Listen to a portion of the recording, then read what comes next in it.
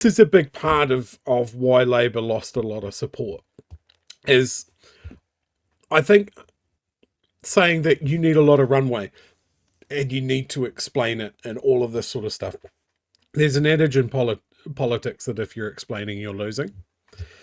And I think when Labour had such a strong mandate for their second term, I think at that point, Ardern had painted herself into a corner and said there will never be a capital gains tax while I'm leader.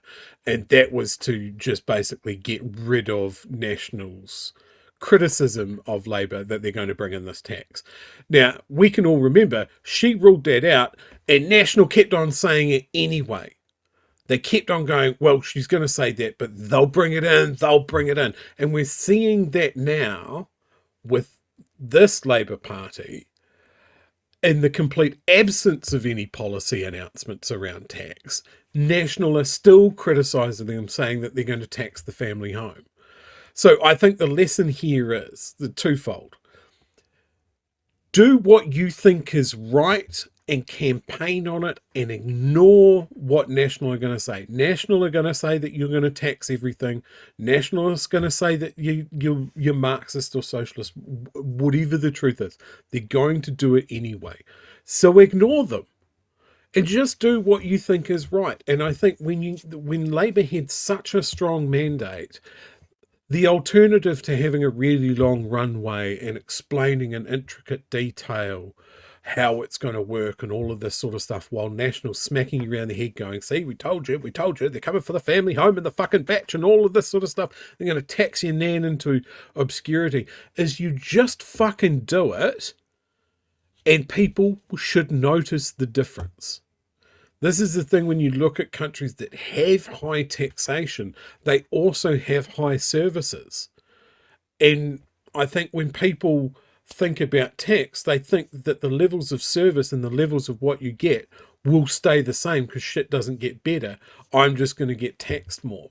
They don't get to see the benefit of, say, free public transport, free dental, all of these things, the potholes in the road getting fixed, the fact that we've got new ferries, all of those things.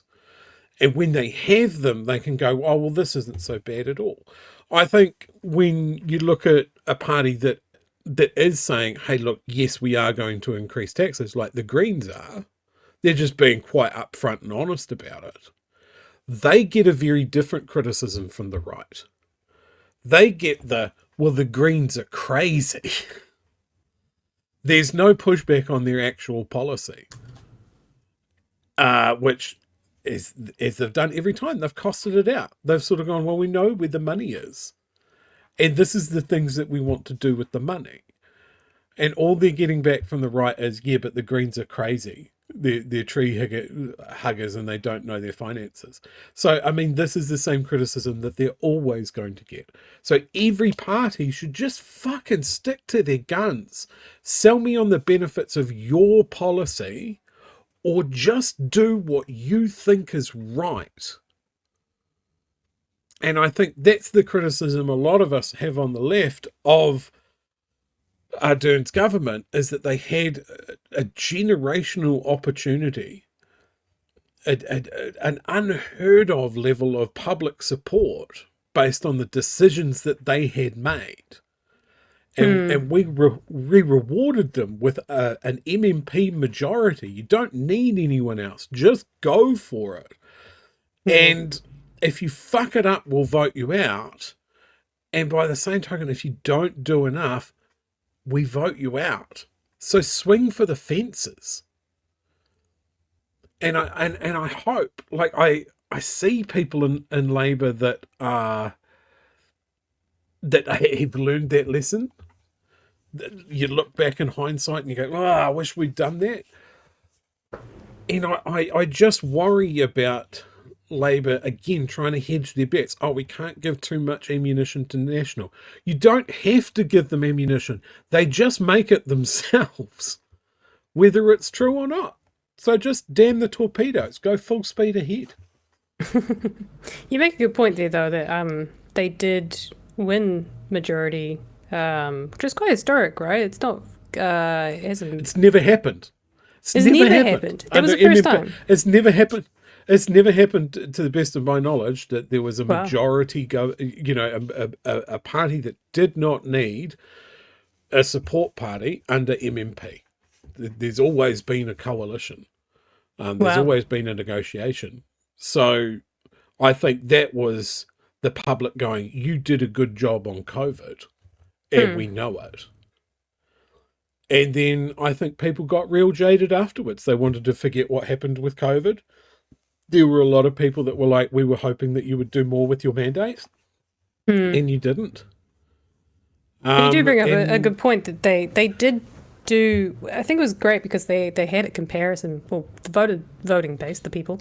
We had a comparison base of what was happening in the rest of the world. So us voting them in was saying, hey, thanks for keeping us all alive and not doing what we've seen around the world, which everyone's fucked it up. But you're right, they didn't. I mean, they did such good things about keeping businesses alive and keeping people alive and making sure we had food and all of these things, but they just didn't solidify those things long term, I think, was what the issue was. And I don't know why that was. I don't know if that's because they were starting to get that pushback of, that whole thing of debt was starting to rise and the talk, what do you call it? The politisphere, the whole debt and tax, not taxes, debt and all of that stuff. And look, I think the aspect Inflation. of this is, when you look around the world, no government that was in charge during COVID survived the following election. Okay, it was just too traumatic for that to happen. There's some big shifts. And I think what we risk here in New Zealand is, due to politics, a rewriting of what people's opinions were during COVID. So one of the things that I want to point out is that all the guys that are criticising the Labour government's COVID response are all saying, well, I always criticise it. No, you didn't. No, you didn't. David Seymour was in a song saying that you should get a jab. Winston Peters was saying that no jab, no dole. So even he was putting a shitty spin on it. But the aspect was, go out and get your vaccination. Stop fucking it up for everybody else. National criticised Labour at every step of the way, including, you are not spending enough. You are not giving enough money to business. Now, we've mentioned this channel on Blue Sky before, but the account Musical Chairs, they put up a graph the other day that says, yes, there was a lot of money that was passed out to the economy, stimulus money, as part of the COVID response. We know where it went. It went to businesses to pay the staff. The staff paid their money to their landlords and to their banks, and the money ended up in the hands of a supermarket duopoly and Australian-owned banks and fucking landlords. So we know where the money is. It hasn't just fucking disappeared. So if this government is concerned about the amount of money that was spent during COVID, they can get it back. They can tax the landlords. They can regulate the banks. They can break up the supermarket duopoly. They can do all of these things to improve things for New Zealanders. But there's only so many times you can say that they're laser focused on the cost of living. They're laser focused on the economy, and it's just not true. And I wonder, when it comes to someone like Grant Robertson, who I think is an honest person and who was in charge of the purse strings during an incredibly chaotic time. I think Labour's decision to open up the money taps and make sure that businesses could pay their staff and didn't have to lay them off en masse. Because, I mean, this is the thing, right? If they didn't do that, the easiest choice for businesses was, I need to cut costs drastically, and there they all are standing over there. So I'm going to lay everybody off. Now, that puts all of those people on the unemployment queues, and the government's still going to have to pay them anyway. right? Because otherwise people start losing their homes and the landlords start screaming bloody murder. And that sort of thing. So I think, and the banks. Honestly, I think if National were in charge, their economic response would have been the same. Open the money taps, pay business. It goes to the employees. Everybody's rents and mortgages still get paid. The economy survives. So for all of their muling, I think that like their response as far as lockdowns or people coming in and out of the country, I think would have been dramatically different. But the economic response would have been, in my view, almost exactly the same.